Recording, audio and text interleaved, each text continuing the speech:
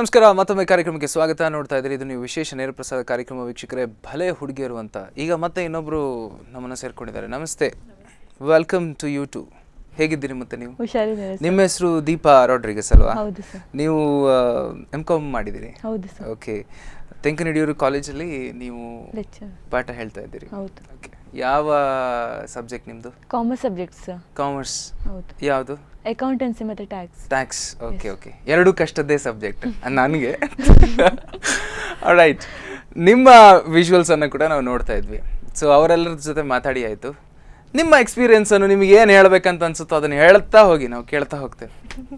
ಹೇಳಿ, ಯಾವಾಗ ಸ್ಟಾರ್ಟ್ ಮಾಡಿದ್ರಿ ನೀವು, ಮತ್ತು ನೀವು ಇವ್ರಿಗೆ ಹೇಗೆ ರಿಲೇಟೆಡ್ ಇದ್ದೀರಿ, ಮತ್ತು ನಿಮ್ಗೆ ಹೇಗೆ ಇದರಲ್ಲಿ ಆಸಕ್ತಿ ಬಂತು, ಮತ್ತು ನಿಮಗೂ ಒಂದು ಪ್ರೋತ್ಸಾಹ ಯಾರೆಲ್ಲ ಕೊಟ್ಟರು, ಹೇಗೆ ಈಗ ಮುಂದೆ ನಡ್ಸ್ಕೊಂಡು ಹೋಗ್ತಾ ಇದ್ದೀರಿ, ಇದೆಲ್ಲದ್ರ ಬಗ್ಗೆ ಹೇಳಿ. ನನಗೆ ಅಂಕಲ್ ಆಂಟಿ ಅವರದೇ ಪ್ರೋತ್ಸಾಹ. ಅವರೇ ಅಂದರೆ ನೋಡ್ಕೊಳ್ಳೋದು. ನಮ್ಮ ಚಿಕ್ಕದಿಂದ ಸಹ ನನ್ನ ಮತ್ತು ನನ್ನ ತಮ್ಮನನ್ನು ಅವರೇ ನೋಡ್ಕೊಳ್ಳೋದು. ಇವರ ಮನೆಯಲ್ಲೇ ಇರೋದು ನಾವು. ಸೊ ಹಾಗೆ ಅಗ್ರಿಕಲ್ಚರಲ್ಲಿ ನಾನು 6 ಇಯರ್ಸಿಂದ ಮಾಡ್ತಿದ್ದೇನೆ. 6 ಇಯರ್ಸಿಂದ ಅಗ್ರಿಕಲ್ಚರ್ ಅಂದರೆ ತುಂಬ ಇಷ್ಟ ನನಗೆ. ಫಸ್ಟಿಗೆ ನನಗೆ ಸಹ ಗೊತ್ತಿರಲಿಲ್ಲ. ಅಗ್ರಿಕಲ್ಚರ್ಗೆ ಗದ್ದೆಗೆ ಹೋಗುವಾಗ ತುಂಬ ಅಂದರೆ ಗದ್ದೆಗೆ ಹೋಗುದು ಅಂತ ಹೇಳಿ ಅನಿಸ್ತಾ ಇತ್ತು. ಕರೆಕ್ಟ್ ಅಲ್ವಾ? ಹೌದು. ಆಮೇಲೆ ಅಂಕಲ್ ಆಂಟಿ ಅದ ಎನ್ಕರೇಜ್ಮೆಂಟ್ ಮತ್ತೆ ಇವರೆಲ್ಲ ಮಾಡೋದನ್ನ ನೋಡಿ ನನಗೆ ಸಹ ಇಷ್ಟ ಆಯಿತು. ಸೊ ಹಾಗೆ ಯಾವುದೇ ಕೆಲಸ, ಬೀಜ ಹಾಕೋದ್ರಿಂದ ಹಿಡಿದು ನಡುವವರೆಗೆ ಸಹ, ನಟ್ಟು ಆದಮೇಲೆ ಮತ್ತೆ ಅದು ಫಸಲು ಬರುವವರೆಗೆ ಸಹ ನಮಗೆ ಅದು ರಿವಾರ್ಡ್ ಬರುವವರೆಗೆ ಸಹ ತುಂಬ ಖುಷಿ ಆಗ್ತದೆ. ಅಲ್ಲಿಯವರೆಗೆ ಸಹ ತುಂಬ ಖುಷಿ ಅಂತ ಅನಿಸ್ತದೆ, ಬೋರ್ ಅಂತ ಅನಿಸ್ತದಿಲ್ಲ ಅಗ್ರಿಕಲ್ಚರ್ ವರ್ಕಲ್ಲಿ. ನಿಮಗೇನು ಅನ್ಸುತ್ತೆ ತುಂಬ ಚಾಲೆಂಜಿಂಗ್ ಅಂತ ಅನ್ಸೋದು ಏನು ಈ ಕೆಲಸದಲ್ಲಿ? ಚಾಲೆಂಜಿಂಗ್ ಅಂತ ಹೇಳಿದರೆ ಎಲ್ಲ ವರ್ಕ್, ಐ ಮೀನ್ ಹೇಳಿ ಹೇಳಿ, ತೊಂದರೆ ಇಲ್ಲ. ಅಂದರೆ ನಡುದ್ರಲ್ಲಿ ತುಂಬ ಇಂಟ್ರೆಸ್ಟ್ ನನಗೆ. ಡ್ರೈವಿಂಗ್ ಸಹ. ಗಾಡಿ ಓಡಿಸ್ತಿದ್ದು ನೀವೇನದು? ಅದು ಆ ವಿಜುವಲ್ಸ್ ಅನ್ನ ಸ್ವಲ್ಪ ತೋರಿಸಿ. ಅವರು ಗಾಡಿ ಓಡಿಸ್ತಾ ಇದ್ದಾರೆ. ಇದು ಯೆಲ್ಲೋ ಕಲರ್ ಟೀ ಶರ್ಟ್ ನೀವಲ್ವಾ? ಅದಲ್ಲ, ಅದು Nicole. Okay okay okay, correct. ನೀವು ಟ್ರ್ಯಾಕ್ಟರ್ ಓಡಿಸ್ತಾ ಇದ್ರಿ. ಓಕೆ ಓಕೆ, ಇದು ಸಹ ಮಾಡ್ತೇನೆ. ಆ ಟೈಮಿಗೆ ಹಿಂದೆ ಕುತ್ಕೊಂಡಿದ್ದೆ. ಓಕೆ. ಸೊ ನಾನು ಕೇಳಬೇಕೀಗ, ನೀವು ಇಷ್ಟೊಂದು ಬಿಕಾಮಿಗೆ ಪಾಠ ಮಾಡ್ತೀರಲ್ಲ? ಹೌದು, B Com BBM. B Com and BBM both. So ನಿಮ್ಮ ಸ್ಟೂಡೆಂಟ್ಸಿಗೆಲ್ಲ ಗೊತ್ತಾ ನೀವು ಈ ಥರ ಕೃಷಿ ಎಲ್ಲ ಮಾಡ್ತೀರಾ ಅಂತ? ಆಲ್ಮೋಸ್ಟ್ ತುಂಬ ಜನ ನೋಡಿದ್ದಾರೆ. ಫಸ್ಟ್ ಇದಕ್ಕಿಂತ ಮೊದಲೇ 2 ಇಯರ್ಸ್ ಬ್ಯಾಕ್ ಬರುವಾಗ ಸಹ ಟಿವಿಯಲ್ಲಿ ಬರೋಣ ಡಿಗ್ರಿ ಮಾಡ್ತಿದ್ದೆ. ಆ ಟೈಮಿಗೆ ಸಹ ನನ್ನ ಫ್ರೆಂಡ್ಸ್ನವ್ರು ನೋಡಿದ್ದಾರೆ, ಆದರೆ ಸ್ಟೂಡೆಂಟ್ಸ್ನವರು ಗೊತ್ತಿಲ್ಲ. ತುಂಬ ಜನರಿಗೆ ನಾನು ವಾಟ್ಸಪ್ಪಲ್ಲಿ ಮೆಸೇಜ್ ಮಾಡಿ ಹೇಳಿದ್ದೇನೆ.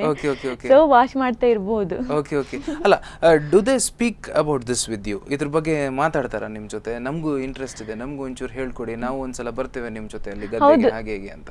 ಯಾಕೆಂತಂದ್ರೆ ಇತ್ತೀಚೆಗೆ ಗದ್ದೆಗೆಲ್ಲ ಹೋಗ್ತಾರೆ, ಒಂದಿನ ಹೋಗಿ ಪೋಸ್ಟ್ ಕೊಟ್ಟು ವಾಟ್ಸಪ್ಪಲ್ಲೆಲ್ಲ ಕಳ್ಸೋರು ತುಂಬಾ ಮಂದಿ ಇದ್ದಾರೆ, ಅದಕ್ಕೆ ಕೇಳಿದ್ದೆ.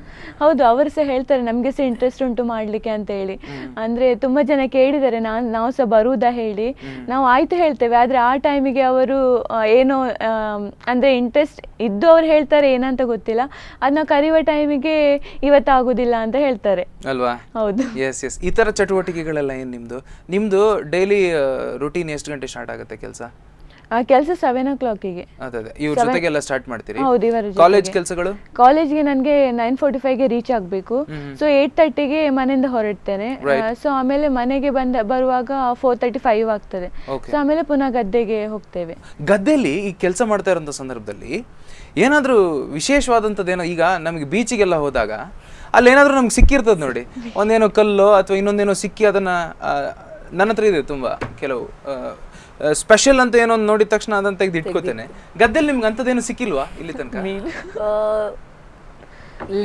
ಲಿವಿಂಗ್ ಥಿಂಗ್ಸ್ ಇದೆ, ಫಿಶಸ್ ಸಿಕ್ಕಿದೆ. ಓಕೆ. ಇವತ್ತು ನಮಗೆ ಎಟ್ಟಿ ಸಿಕ್ಕಿತ್ತು, ಆದ್ರೆ ನಮ್ಗೆ ಅದು ಮನೆಗೆ ತರ್ಲಿಕ್ಕೆ ಆಗ್ಲಿಲ್ಲ. ಅಂದ್ರೆ ನಮ್ಗೆ ಮೆಷಿನ್ ಹಾಳಾದ ಕಾರಣ ಸರಿ ಮಾಡ್ಲಿಕ್ಕಿತ್ತು.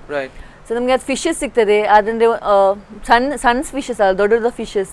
ಸೊ ನಾವು ಮೆಷಿನ್ ಇಂದ ಹಾರಿ ಫಿಶಸ್ ಹಿಡ್ದಸ ಉಂಟು. ಸೊ ಅದೊಂದು ದೊಡ್ಡ ಇಂಟ್ರೆಸ್ಟ್ ನಮ್ಗೆ. ಬೇರೆ ಅಂತ ಹೇಳಿದ್ರೆ ಅಷ್ಟೇನಿಲ್ಲ, ನಾರ್ಮಲ್ ನಮ್ಗೆ ಎವ್ರಿ ಇಯರ್ ಸಿಗ್ತದಲ್ಲ, ಸೊ ಹಾಗೆ ಬಿಡ್ತೇವೆ. Okay okay, right. ಇವರೇ ದೀಪಾ ಅವರೇ, ಈಗ ಮುಂದೆ ಇದರಲ್ಲೇ ಮುಂದುವರಿಬೇಕು ಅನ್ನೋಂಥ ಒಂದು ಆಸಕ್ತಿ ಇದೆಯಾ ನಿಮಗೆ? ಎಗ್ರಿಕಲ್ಚರ್ ಚಾನ್ಸ್ ಸಿಕ್ಕಿದ್ರೆ ಇದರಲ್ಲಿ ಮುಂದುವರಿತೇನೆ ಅಲ್ವಾ, there is lot of opportunities. ಈಗ ಇದಕ್ಕೆ ಕೋರ್ಸಸ್ಗಳು ಕೂಡ ಬಂದಿದೆ, ಸಾಕಷ್ಟು ಕಾಲೇಜಸ್ಗಳು ಕೂಡ ಬಂದಿದೆ ಇದನ್ನ ಹೇಳ್ಕೊಡುವಂಥದ್ದು ಮತ್ತು ಪ್ರಾಕ್ಟಿಕಲ್ ಟ್ರೈನಿಂಗ್ ಕೊಡೋದ್ರ ಬಗ್ಗೆ ಒಂದು ಸ್ವಲ್ಪ ಅದ್ರ ಬಗ್ಗೆ ರಿಸರ್ಚ್ ಮಾಡಬೇಕು. ಮತ್ತು ಈಗ ಮೊನ್ನೆ ಯಾರೋ ಹೋಗ್ತಾ ಹೇಳ್ತಾ ಇದ್ರು, ಗದ್ದೆಗಳೆಲ್ಲ ಕೂಡ ತುಂಬಾ ಫಸಲು ಈಗ ಬಂದಿದೆ, ಅಲ್ಲಿ ತುಂಬಾ ಗ್ರೀನ್ ಆಗಿ ಕಾಣ್ತಾ ಇದೆ. ಆದರೆ ಮುಂದೊಂದು ದಿನ ನಾವು ಒಂದು ಫೋಟೋ ತೆಗೆದು ಮುಂದಿನ ಜನರೇಷನ್ಗೆ ತೋರಿಸ್ಬೇಕು, ನೋಡು ಇದು ಗದ್ದೆ ಅಂತ. ಹಾಗೆ ಆಗುವಂಥ ದಿನಗಳು ಬಂದರೂ ಏನು ಆಶ್ಚರ್ಯ ಏನಿಲ್ಲ. But you are doing a great job, I must tell you. So ಈಗ ಎಜುಕೇಷನನ್ನು ಮುಗಿಸಿ ತಂದೆ ತಾಯಿಯರನ್ನೆಲ್ಲ ಬಿಟ್ಟು ದೂರದ ಊರಿಗೆ ಹೋಗಿ AC ರೂಮಲ್ಲಿ ಕೂತು ಕೆಲಸ ಮಾಡುವಂಥ ಮಕ್ಕಳು ಎಷ್ಟು ಮಂದಿ ಇದ್ದಾರೆ. ವರ್ಷಕ್ಕೊಂದ್ಸಲ ಊರಿಗೆ ಬರ್ತಾರೆ. ಅಂಥದ್ರಲ್ಲಿ ಮನೆ ಇದ್ದಂಥ ಒಂದಿಷ್ಟು ಸಣ್ಣ ಪುಟ್ಟ ಜಾಗಗಳನ್ನೆಲ್ಲ ಮಾರಿ ಹೋದವರು ಸಾಕಷ್ಟು ಮಂದಿ ಉದಾಹರಣೆಗಳನ್ನು ಕೊಡ್ಬೋದು. ಅಂಥದ್ರಲ್ಲಿ ಈ ಹುಡುಗಿಯರು ನಿಜವಾಗಿಯೂ ಅನ್ಡೌಟೇಬ್ಲಿ ಸುಮ್ಮನೆ ಮುಖಸ್ತುತಿ ಅಂತೂ ಮಾಡ್ತಾ ಇರೋದಲ್ಲ, but they are doing a commendable job. ಕೊನೆಯದಾಗಿ ನೀವೇನು ಹೇಳೋದಕ್ಕೆ ಇಷ್ಟಪಡ್ತೀರಾ ಇವರೇ? ಯುತ್ತಿಗೆ ಎನ್ಕರೇಜ್ ಮಾಡಲಿಕ್ಕಾದರೆ ಮೆಕನೈಸ್ಡ್ ಫಾರ್ಮಿಂಗ್ಗೆ ನಮಗೆ ತುಂಬ ಸಬ್ಸಿಡಿ ಉಂಟು. ಸೊ ಅದು ಪರ್ಚೇಸ್ ಮಾಡ್ಬೋದು, ಅಫೋರ್ಡೇಬಲ್ ಎಲ್ಲರಿಗೂ ಕೂಡ. ಸೊ ಬ್ಯಾರನ್ ಲ್ಯಾಂಡ್ಸ್ ತುಂಬ ಉಂಟು. ಕೆಸರು ಗದ್ದೆ ಓಟ ಅಂತ ಹೇಳಿದ್ದಾರೆ, ಅದರ ಬದಲ ಒಂದು ಗದ್ದೆಯನ್ನು ಊಳಿ ನೆಟ್ಟಿದ್ರೆ ಅದೊಂದು ಬೆಸ್ಟ್ ಅಂತ ಹೇಳ್ತೇವೆ. ಸೊ ಯುತ್ತಿಗೆ ಅದೊಂದು ಇಂಟ್ರೆಸ್ಟ್ ಇದ್ದ ಕಾರಣ ಅದಕ್ಕೆ ಹೋಗ್ಬೋದು ಅವರಿಗೆ. ಸೊ ಯುತ್ತಿಗೆ ಆಕ್ಚುಲಿ ಇಂಟ್ರೆಸ್ಟ್ ಉಂಟು, ಅವರಿಗೆ ಚಾನ್ಸ್ ಇರುವುದಿಲ್ಲ. ಸೊ ಇದೊಂದು ಚಾನ್ಸ್ ಅವರಿಗೆ. ಸೊ ಈಗ ಚಾನ್ಸ್ ಬೇಕು ಅಂತ ಹೇಳೋರೆಲ್ಲ ನಿಮ್ಮನ್ನ ಅಪ್ರೋಚ್ ಆಗ್ಬೋದು, ಅಲ್ಲಿ ಬರ್ಬೋದಾ? Sure sir. ಅಂದ್ರೆ ನನ್ನ ಲಾಸ್ಟ್ ಇಯರ್ ನನ್ನ ಕಸಿನ್ ಇನ್ನೊಬ್ಳು ಇದ್ಲು, MSc ಮಾಡಿದವಳು, ಡಬೋರ್ ಅಂತೇಳಿ. ಸೊ ಅವಳಿದ್ಲು ಲಾಸ್ಟ್ ಟೈಮ್. ಅದ್ರ ಮುಂಚಿನ ವರ್ಷ ಬೇರೆ ಮಕ್ಕಳು ಸೇರಿದ್ರು ನಮ್ಮೊಟ್ಟಿಗೆ. ಸೊ ಎವ್ರಿ ಇಯರ್ ನಮಗೆ ಮಕ್ಕಳು ಜಾಯಿನ್ ಆಗ್ತಾರೆ, ಬಿಟ್ಟು ಹೋದವರು ಸಹ ಇದ್ದಾರೆ. ಸೊ ಅವರಿಗೆ ಟೈಮ್ ಇದ್ದ ಪ್ರಕಾರ ಬರ್ತಾರೆ ಅವರು. Okay okay, nice nice. ನೀವೇನಂತೀರಾ finally, what you have to say?